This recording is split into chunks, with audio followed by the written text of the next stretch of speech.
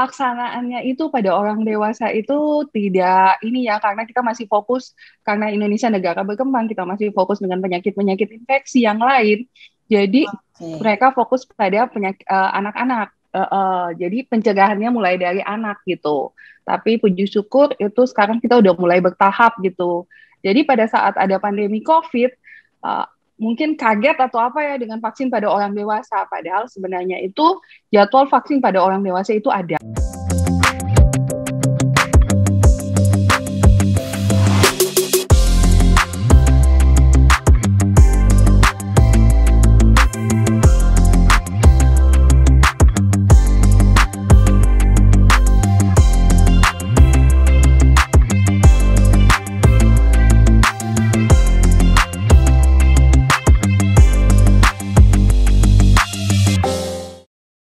Oke, kalian semuanya senang bisa ada lagi di video terbaru kali ini, dan seperti biasa selalu ada bintang tamu, ada narasumber yang akan chit-chat with Mariska. Dan saat ini akan chit-chat dengan Mariska adalah seorang ibu dokter cantik, ibu juga adalah sekretaris PKK Kota Manado, istri dari Bapak Richard Suwalang. Dan kita sapa dengan hangat, selamat pagi Ibu Dokter Mary Mawardi, Ibu Dokter Anak ya Bu ya, spesialis anak. Selamat pagi semua. Ya, terima kasih atas waktunya. Tadi katanya ajudannya bilang, aduh Ibu masih sibuk, harus ngurusin Bapak dulu sebelum kesana kemari bertugas. Tapi oke, saya tunggu. Ini gimana Bu aktivitasnya di Manado? Saya jadi deg-degan karena katanya sekarang menyerang anak-anak juga di Manado. Kalau boleh tahu Bu, gimana mengatasi hal ini, karena kan kita ya anak-anak juga di sini kan tahun kemarin itu Bu, biasanya mereka khawatir sama orang yang tua ya, orang tua ya. Sekarang malah anak-anak yang jadi kebalik Bu. Ini boleh cerita sedikit tentang pengalaman saat ini yang ya pemerintah itu sangat giat untuk melaksanakan vaksin supaya ya agak mereka semua bisa katanya lebih ringan kalau sudah divaksin untuk pencegahan gitu. Gimana komentar Ibu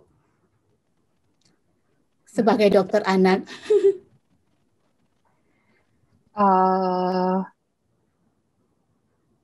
Emang kasus di Manado ini memang cukup meningkat untuk pasien anak. Saya tadi sampai sekarang ya, dalam 2 hari, sehari itu banyak pasien saya WA saya konfirmasi bahwa anaknya terkonfirmasi tapi gejalanya minimal untuk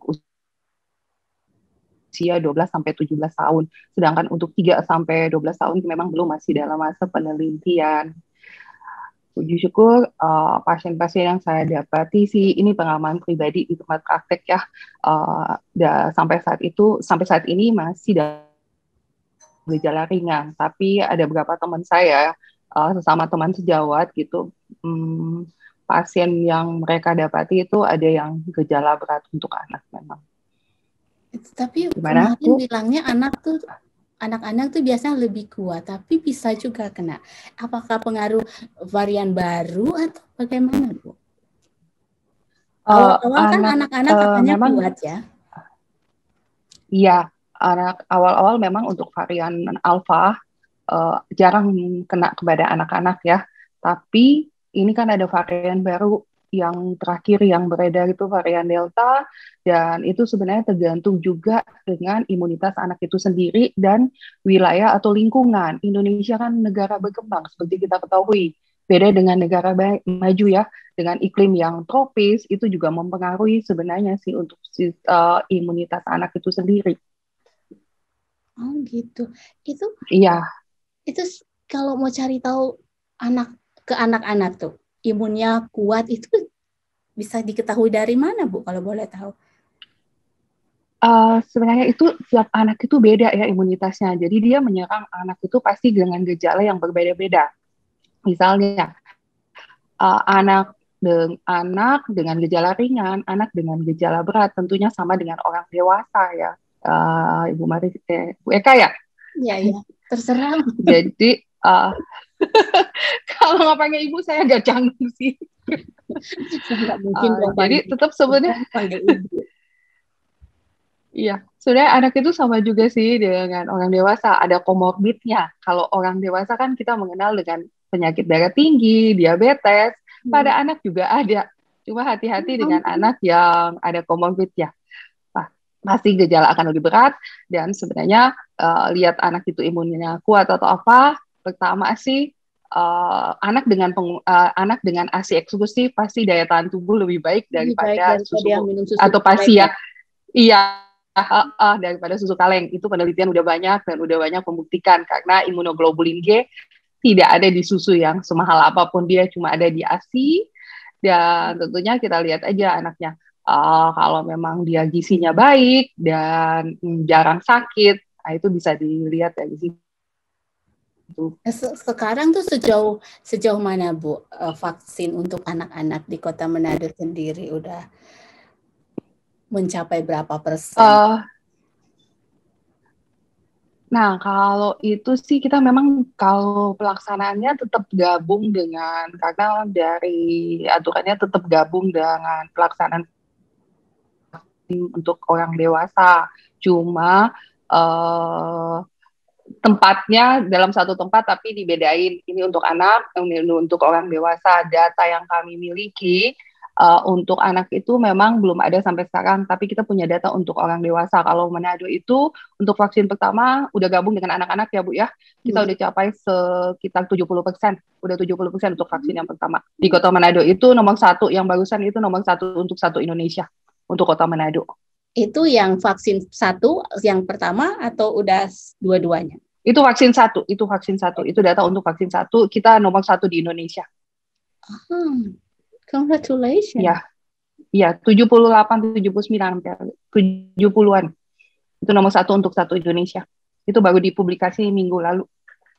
Itu beda anak-anak sama beda nggak sih Bu vaksin untuk anak dan vaksin untuk orang dewasa? Mungkin maaf ya saya awam Bu, jadi mungkin tolong dikoreksi kalau saya salah. Mungkin dosisnya lebih kurang atau bagaimana vaksinnya, atau sama gitu sama anak kecil sama orang tua. Maaf Bu, saya awam soalnya saya nggak tahu. Kalau dosisnya tetap sama ya. Iya, nggak apa-apa. Dosisnya tetap sama, 0,5 mili orang dewasa sama anak tetap sama ya. Cuma yang beredar di Indonesia sekarang hanya khusus untuk anak itu kita pakai Sinovac.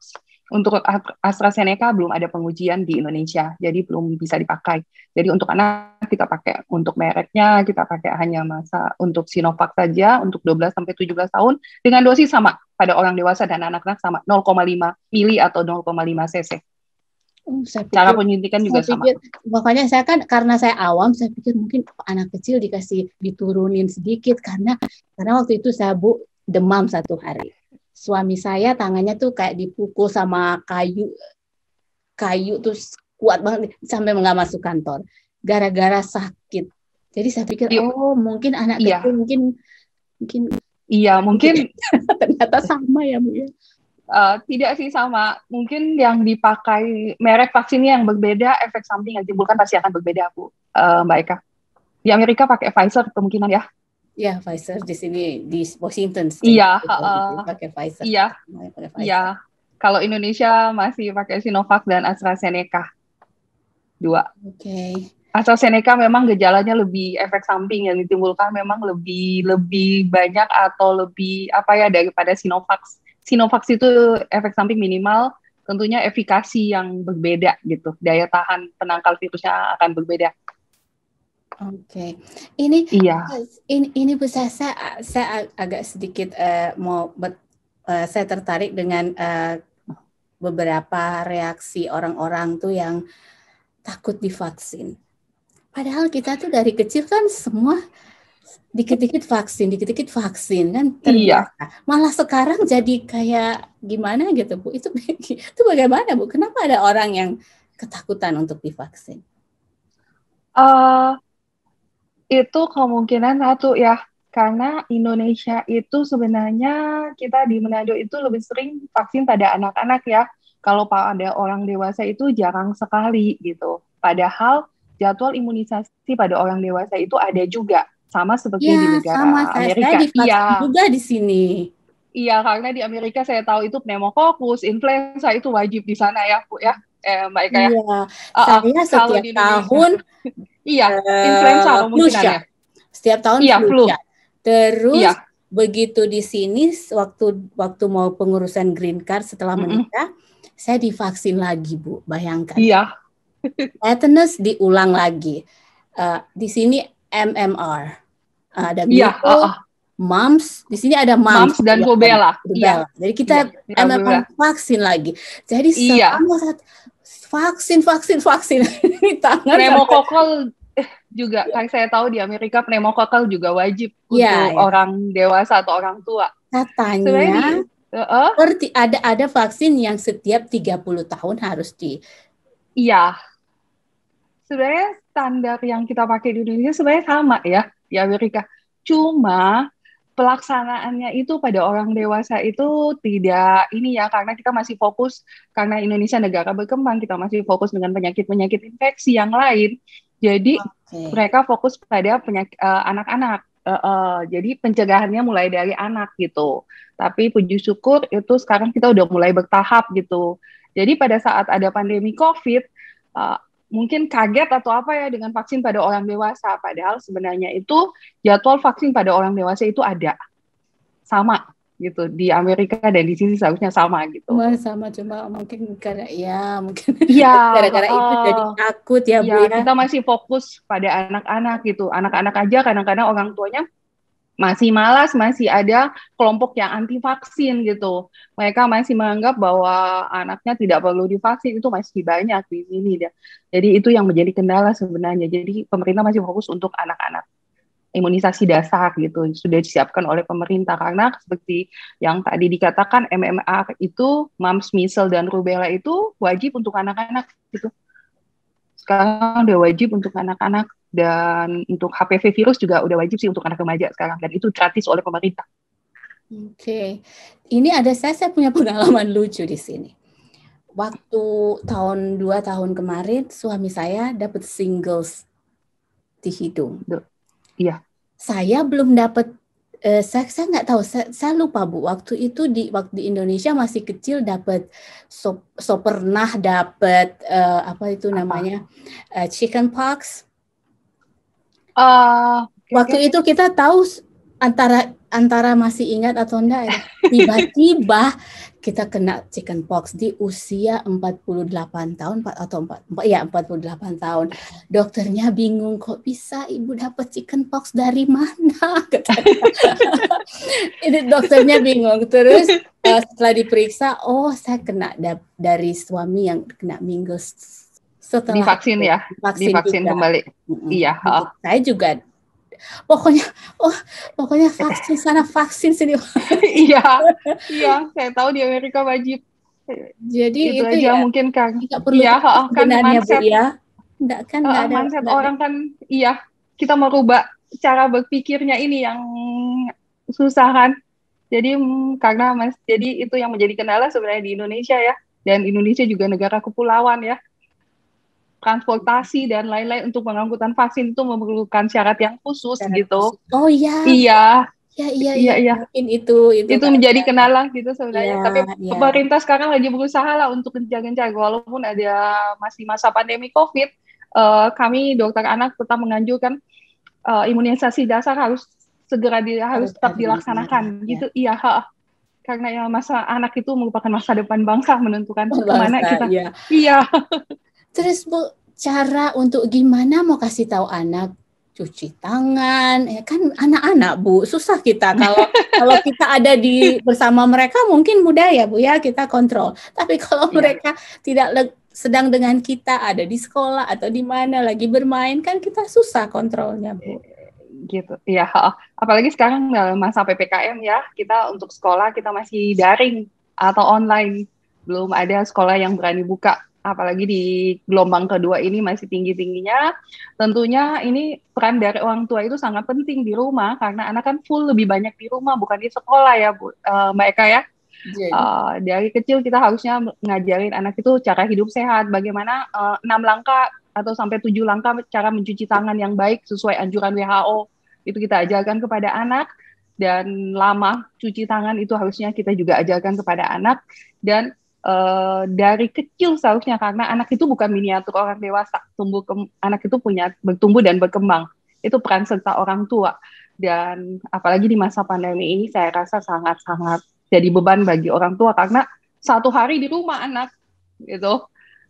Anak kalau dulu masih bisa sekolah berapa jam di sekolah pulang ya, kalau sekarang kan full mamanya di rumah gitu, dan orang tua harus mengontrol anak dengan belajar daring. Ini menjadi beban dari orang tua, dan ini merupakan tugas berat dari orang tua. Apalagi kalau orang tuanya bukan ibu rumah tangga full, dia kerja dan ya kayak lain-lain. ibu kan coba ngurusin kakak, ngurusin bapak, ngurusin masyarakat di Kota Manado, ngurusin anak-anak, kan luar biasa perannya. Ya, puji Tuhan saya bisa lah sampai sekarang, tapi itu bukan karena kuat saya, tapi karena memang ya bantuan dari Tuhan full. Kalau mengandalkan kekuatan saya nggak bisa gitu. Karena saya tetap masih praktek, walaupun Bapak sudah dilantik jadi wakil wali kota, tetap saya jadi masih praktek, Bu, masih praktek. Walaupun jam prakteknya saya berkurang sih, saya batasi, masih tetap masih praktek, karena sayang sih pasien-pasien saya masih banyak membutuhkan saya gitu.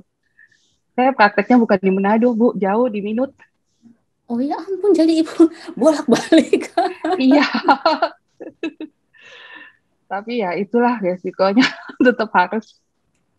Puji Tuhan putri saya 2, dan sekarang yang tua udah semester 3 di Fakultas Hukum UI, yang kedua kelas 2 SMA.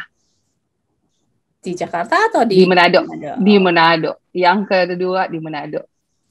Oke Bu, sekarang saya mungkin ini lebih ke psikolog ya Bu, tapi kan Ibu sebagai dokter anak, ini gimana menjaga agar mental health, atau menjaga agar anak-anak tuh tidak stres, tidak dengan keadaan yang biasanya kan mereka bermain sana sini, mereka tidak bisa seenaknya lagi seperti dulu main dengan teman-temannya. Itu gimana memaintain, how to maintain anak-anak ini supaya tetap riang gembira, tetap ceria di masa-masa sulit seperti ini. Ya, karena efek dari pandemi itu terhadap tumbuh kembang anak itu banyak pengaruhnya ya, Bu ya. Apalagi untuk mental health-nya di masa pandemi ini. Itu pintar-pintar orang tua sih sebenarnya ya. Salah satu contoh misalnya anak itu dihindari mendengarkan berita yang tentang pandemi lah, supaya dia tidak begitu stres dengan lingkungan yang ada sekarang ini gitu. Itu salah satu cara dari kita gitu. Jangan terlalu, kalau orang Manado bilang, jangan terlalu banyak kasih dengar berita lah, kasihan dia dengan masa pandemi ini sekarang. Kita ajak dia dengan rutinitas yang ada, walaupun dia sekolah dari rumah, tetap rutinitas itu harus ada. Waktu bangun pagi, waktu istirahat siang, waktu makan, itu harus tepat pada waktunya, walaupun dia full di rumah, dan ciptakan suasana rumah yang harmonis, dan kita harus lebih banyak mendengar anak gitu. Jangan memberi panisem, jangan kalau anak itu salah gitu, kita harus jelaskan ke anak itu gimana, kenapa dia bisa salah, kenapa apa yang harus dia lakukan yang benar. Bukan kita memarahi. Tahu gitu orang Manado. Mbak Eka pasti tahu lah, mama-mama kalau mama-mama Manado kalau panggil anak aja itu sampai kemarin ada banyak meme yang bilang itu di sosial media, teriak-teriak, itu yang ibu-ibu yang emak-emak di rumah jadi lebih galak daripada gurunya. Harus jadi ibu guru dadakan kan, mendampingi, jadi itu mempengaruhi mental anak sih sebenarnya ya. kita mau panggil anak kita nama anak gitu, nggak perlu kan kita teriak-teriak gitu ya Bu ya. Dari situ anak bisa ngikut Bu, karena 0 sampai 5 tahun itu golden periodnya anak ya. Dia fase mengikuti, dia pasti akan ikut orang tuanya. Nanti dia teriak-teriak kalau dewasa. Jadi dari situlah kita mulai mengajarkan anak kita gitu. Jangan kalau anak kita salah gitu, kita beri panisem. Jangan. Tapi kita jelaskan kenapa dia salah, apa yang harus dia lakukan, dan apabila dia melakukan sesuatu atau berhasil melakukan sesuatu, itu kita harus memberi award ke anak. Tapi tidak harus dalam bentuk uang loh, selalu award yang kita berikan. Ya, cium pipi atau apa, itu merupakan salah satu sih bentuk award yang kita berikan. Nanti kalau sudah bisa bikin ini, Mami kasih cium pipi ya, Mami kasih ini ya, tapi bukan dalam bentuk uang. Oke. Dari anak kita pindah ke ibu yang bagaimana ibu berkomunikasi dengan bapak yang ya kita tahu bersama ya Bapak tuh seorang politisi handal ya. Itu dokter dan politisi. Itu ngomong apa sih kalau saya boleh tahu itu kalau ngomongin apa Bu? Maksudnya satu ngomong politik, satu sains ngomong hal atau gimana? Atau ibu sama bapak punya resep khusus untuk apa ya? Biar satu nggak ini politik bisa nyambung, satu yang ngomongin kedokteran mulu bisa nyambung gitu. Kalau kebetulan Bapak sih basicnya dokter juga ya. Jadi sebenarnya nggak, iya, walaupun dia udah lebih berkecimpung ke bidang politik ya. Tapi kalau ngomong sih, kalau masalah penyakit, Bapak lebih banyak konsul ke saya. Karena kalau masalah politik dan lain-lain, saya lebih banyak belajar ke Bapak gitu. Jadi misalnya ada hubungan timbal balik sebenarnya. Misalnya apa yang Ibu belajar dari Bapak coba? Apa ya kalau orang politik susah sih? Apanya yang susah Bu? Gimana ya? Kalau saya orang sains kan lebih apa ya? Kalau orang sains kan lebih 1 tambah 1 1, 1 tambah 1 2 gitu. Kalau orang politik kan 1 tambah 1 bukan 2 Bu. Cara menghadapi orang mungkin beda ya kalau orang sains. Saya gitu, cara pendekatannya mungkin untuk menghadapi orang gimana. Dari situ saya bisa belajar sih sebenarnya dari Bapak lah. Harus lebih banyak sabar gitu. Harus lebih banyak dan banyak senyum. dan kalau saya boleh tahu, apa sih sebenarnya yang Ibu paling suka dari Bapak? Entah kepribadiannya, entah apa gitu.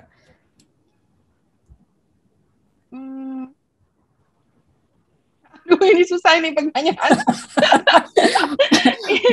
Saking semuanya suka ya kalau suruh memilih. Iya. Ya satu aja Bu ya. Semuanya sih nggak ada yang saya nggak suka ya dari Bapak ya, jujur saja yang paling Ibu suka gitu, atau yang paling sering Ibu lakukan dan Bapak seneng gitu. Kalau Bapak sih orangnya, saya harus, walaupun saya sesibuk apapun, kalau Bapak mau makan, kalau Bapak mau kerja, saya harus tetap saya ngatur semua gitu. Kalau enggak dia agak rewel-rewel sedikit gitu. Saya udah tahu sih kalau misalnya dia agak cerewet-cerewet sedikit. Kalau misalnya mau makan nggak ada di samping gitu.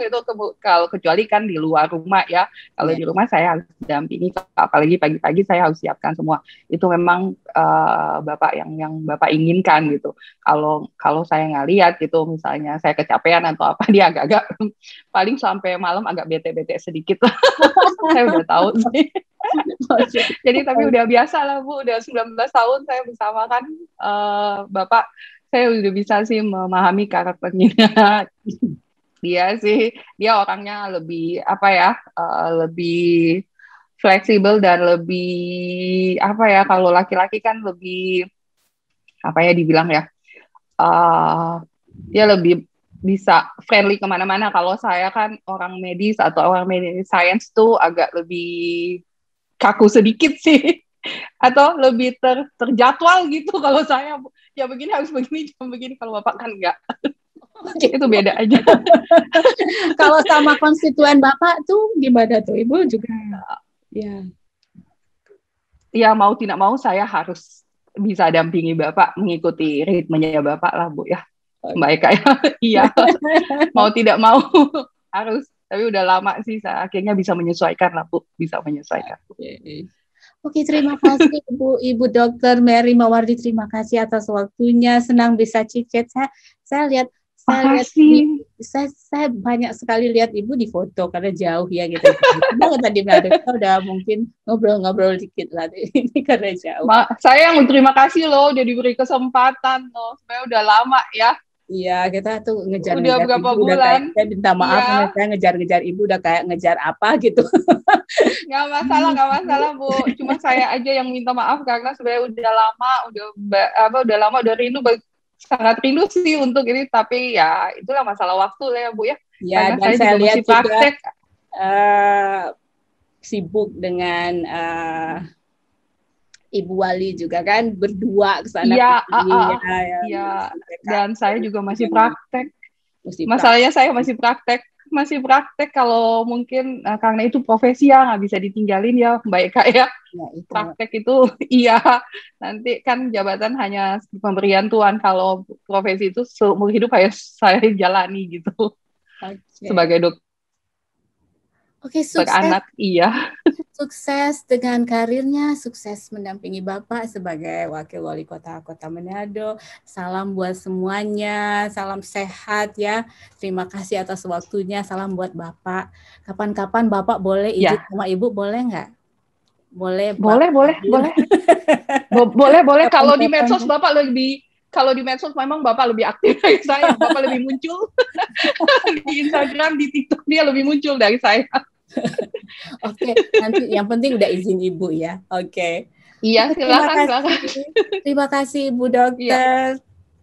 Iya, baik. Salam sehat ya buat semuanya. Sama-sama Salam Ibu sehat ya. buat semuanya ya. Yuk. Bye. Yuk, bye. Oke, kalian semuanya, itu dia tadi Cicet Mariska bersama Ibu Dr. Mary Mawardi, dan seperti biasa di akhir video ada tips dari Marty Lyons. Ini dia. Hello and welcome back to another tip from Marty. Today let's talk about self-discipline. And where it ties in the world that I work in with lean manufacturing is what are called the 5 S's. And it's considered the foundation for any kind of improvements you're going to make either in your home, in your garage, in the type of work you do, or at your workplace.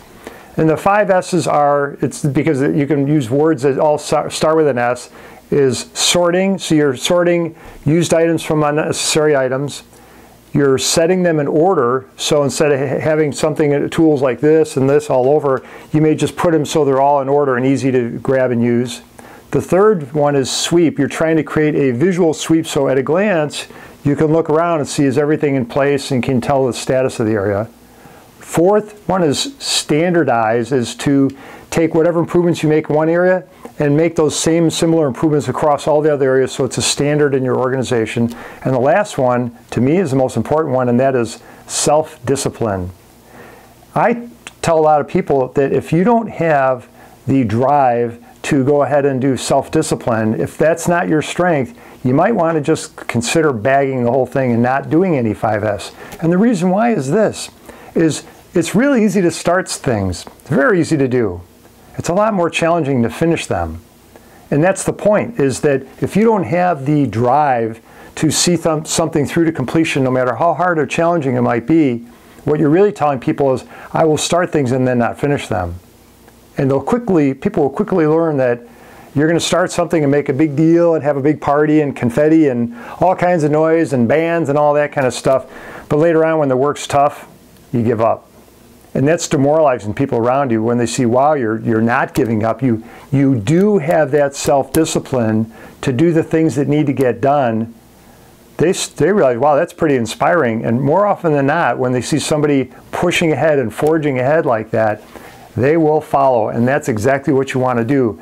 I think the words are backwards. So again, the order is setting in order, or sorting, setting in order, sweep for visual sweep, standardized, and self-disciplined. It really ought to be, if you have the self-discipline over here, do the others.